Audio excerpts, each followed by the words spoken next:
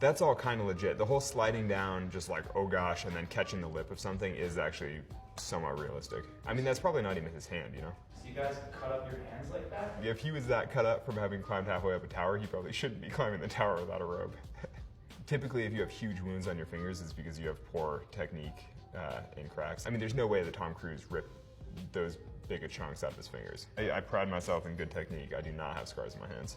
But I mean, I just came from the climbing gym actually, so I'm still chalky. I mean, hanging by one hand on the lip of a sandstone thing, extremely unrealistic, but so rad. I mean, the reverse iron cross, so rad. And then notice that they just cut to epic sunset light, and then, oh, now they're back to normal light. But he looks so good at the sunset. I mean, nobody solos like that on sandstone because it breaks. I did this expedition in Chad in Africa once upon a time, climbing sandstone towers similar to this, but worse rock.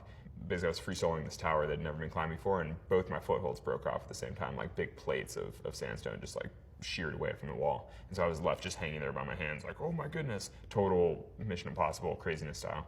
So sick. And this is actually pretty legit climbing, like that's pretty decent movement. He's got cool heel toe cam, he's like rocking over his foot. I mean, he looks, you know, okay. His stunt double for all this was this guy Ron Kalk, who's a Yosemite legend from the 70s and 80s.